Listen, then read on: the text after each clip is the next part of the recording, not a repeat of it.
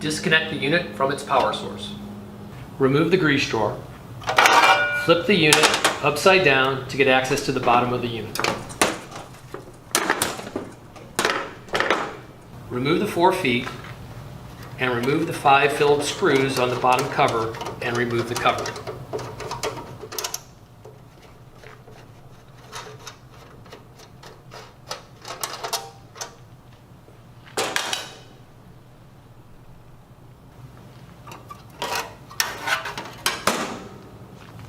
Remove the insulation from behind the control panel.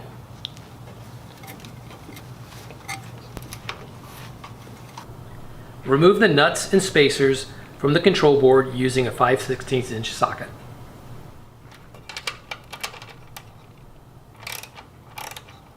Remove the control board from the studs. Begin removing the wires from the back of the control board and place the wire on the corresponding attachment on the new control board. Use this one at a time to ensure the correct connections.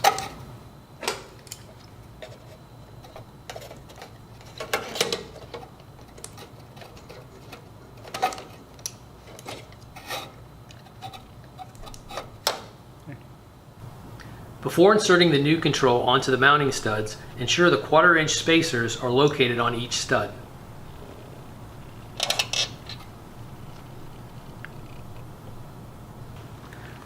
Insert the new control onto the mounting studs and attach it using 1/8 inch spacers and 5/16 nuts using a 5/16 ratchet.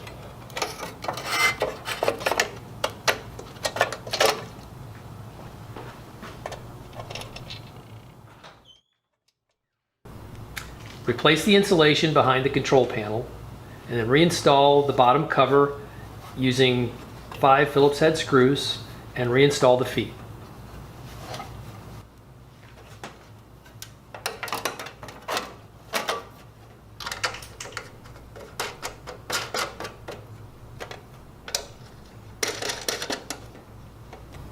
Flip the unit over onto its feet, being careful to hold on to the 2 top lids so they don't spring open during the process.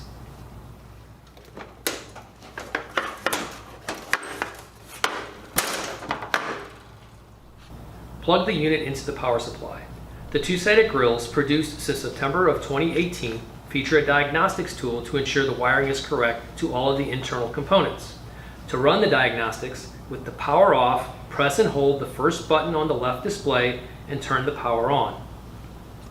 The diagnostics feature will test the bottom platen first, the top left platen second, and the top right platen third. If all 3 zones are correct, the display will show PAS. If there is a wiring issue, the display will show FAIL.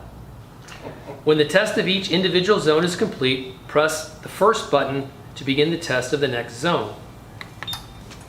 At the completion of testing of all 3 zones, turn the unit off and turn it back on again for normal operation.